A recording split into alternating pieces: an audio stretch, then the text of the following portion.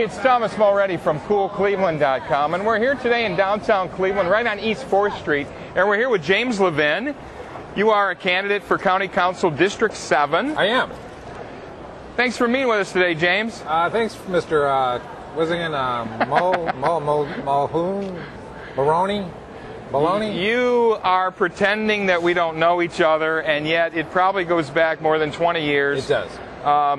Your political career, though, started actually in high school, didn't it? You went to Shaker Heights High? Ago, yeah, when I ran against Jane Campbell and won, and Peter Lawson Jones was in the mix somewhere. I became head of student council, and that was 1970, so I thought it was time for a comeback. But you took a detour in the middle road here, and you went into the arts, into theater. And when you actually spent some time in New York City, right. And where you sort of cut your teeth in theater, but you wanted to come back to Cleveland. And when you did, I thought it was interesting that you didn't go into the theater district, as most people know it. You created your own district, what's now the Gordon Square Arts District, and you were the first leader of that as well. Why did you want to start out on West 65th Street when you came back with Cleveland Public Theater? I mean, what were you thinking about? Well, it goes back a little further. When I was growing up, in the 60s, grew up in the time of Atticus Finch and RFK and sure. Martin Luther King, and we thought, growing up at that time, we could actually change the world and make it better. And change it with art. Well, at the time, I wasn't sure whether it was going to be art or politics. I was very actively involved in politics when I was a teenager. Right. But it actually became in law school.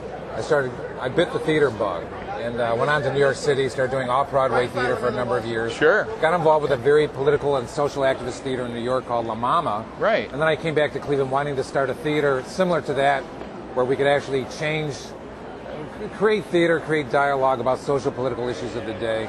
And it was very intentional that we started in an urban neighborhood because I wanted to become part of the renaissance of urban Cleveland. And really, politics has been a part of what you've done straight through. There's a real through line. Sure, I've been a community activist since I started the CPT in the early 80s at Detroit Shoreway.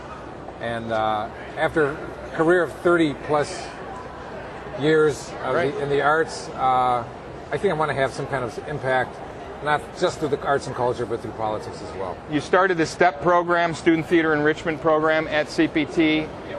We started numerous programs involving sure. youth and adults, the Whitehaven Theater Project, STEP, Brick City. Right. And these are to help homeless folks, alcoholics, people that are really in need of help. And students. We were trying to find a venue for students to express themselves, for people with drug addiction and alcoholism to express themselves, to tell their journey. And that's really been a through line in my career, trying to get people the resources to tell their story, or the resources to share their ideas and to help implement them. Right. And that's what I hope to do in County Council. You and I, in 2004, decided this town needed a big arts festival, so we started up the Ingenuity Fest.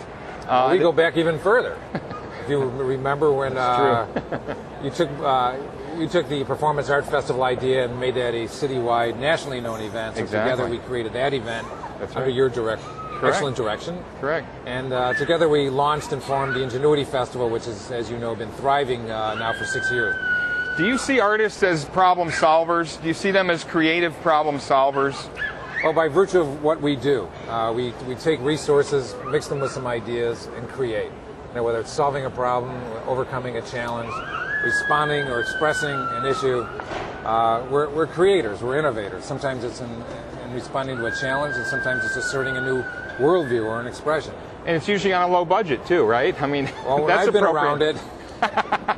One of the things I've been able to do at CPT and with Ingenuity is to create silk out of a sow's ear, and I think obviously the budget issues the county faces right now would warrant the same kind of skill. And there are real issues there. You've also been involved in other movements, like the Northeast Ohio Greens. You were instrumental in getting that started. We started the Northeast Ohio Greens in the late 1980s, and of course, one of my colleagues, one of my old friends, David Ellison, is now running for county executive under the Green Party banner. So it's not like my life has been divorced of politics. And in doing the initiatives like CPT, the Arts District, and Ingenuity, we've had to work hand in hand. City politics with county politics, state, and sometimes. I was going to ask because when we were doing the first Ingenuity Fest, actually right on this street here on East 4th Street, it was not a pedestrian street. We were the first ones to turn it into a pedestrian street. You and I transformed it. Yeah. Well, you actually were the one who had to go down to City Hall and get the permitting and go through all of that noise just to get a fabulous event happening on the street like it was originally designed to do. I know. You had all the fun things to do, like come up with the ideas, and I'm the ones that actually had to go make them happen. And you made them happen, but doesn't it make you a little cynical about government, how difficult it is for businesses to get something like that going? To be candid, the fact that this is creating a new government. We're kind of like the founding fathers and mothers. It's a clean canvas. And I think one of the skills that I've had in creating these arts enterprises is bringing different factions together. So I've been able to work with county, state, federal, city and staff. I've been able to work with banks in the corporate community in making these kind of things happen. So I think if I am elected to county council, I can apply that same skill that I have in bringing out, enabling everybody to see a greater good, maybe the same vision, bring them to the table and make things happen. I think that's one of the things I can do. You have published a position paper, a platform, 4 planks to that platform, a safety net. That's a big part of what the county does. You can't neglect that. The economy, the environment, and natural resources. I thought it was interesting under the economy, you're looking to create a civic entrepreneurs fund. I've been involved in the Civic Innovation Lab. Using that same model. Gotcha, okay. With all respect to the Cleveland Foundation, right, which has been a great supporter of mine over the years, I think the Civic Innovations Fund does take maybe more, the ideas of more educated people that have been around, maybe have created business before. What the Civic Entrepreneurship Fund would do is to take the ideas of people who are living in the Cleveland neighborhoods, people who have a great idea, they need to be implemented, they need to be cultivated, maybe they could use help with a feasibility or marketing plan. These ideas are very viable, but they might need a boost. So instead of just to the more educated, more esoteric ideas, maybe something that's coming from the streets.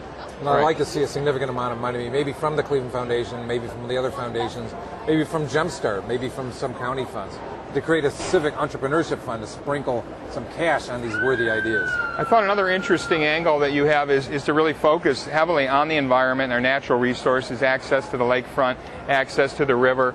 And you're one of the few that are really coming out and talking about this heavily. Why do you feel so strongly about that? It's because I walk my dog over in Whiskey Island just about every day. And I go to the Coast Guard station. I see this incredible resource. Yeah.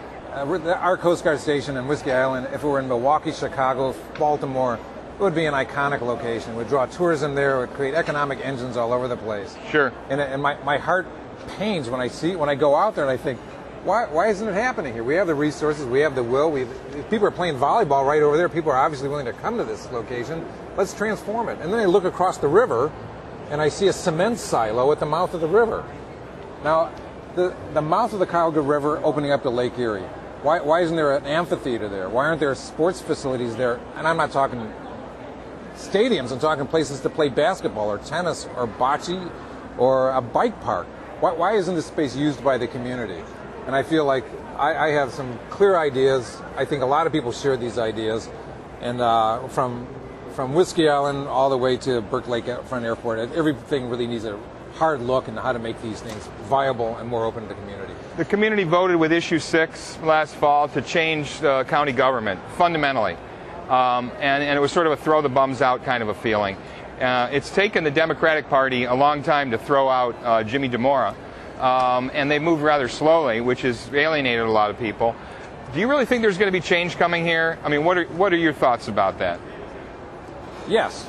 I mean, we could talk about Issue 6 and Issue 5, but to answer your question, the charter is going to invite a complete new slate of people, and that's one of the things that excites me. The idea of fashioning a new government, and I really think that the sense of creativity and innovation I bring, not to mention the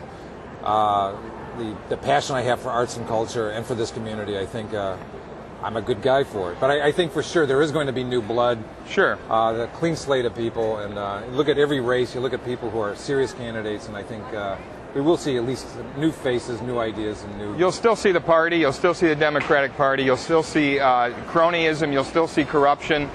How are you going to, as a council person, one of how many, 14? 11 council people, how are you going to make a fundamental change? I think part of our first job is to restore some dignity and transparency to county government.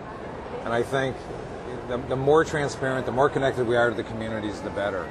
I'm going out now. I'm talking to the people at the Lakeview projects, Riverside. Today I'm going out to Rockefeller Park. I think people want to know that there's an ongoing dialogue, and the only way to do that is by physically making it happen, by being accessible. Also, the contracts, the bidding, the deals that go through county government can no longer be in a back room. They have to be completely an open process. The day of the backroom deal just has to be over. It has to be completely transparent. But I think, will cronyism still take place? Are we going to sweep all of it away? I can't promise that. I haven't been involved. I'm unbesmirched. I don't know anybody anything. Right.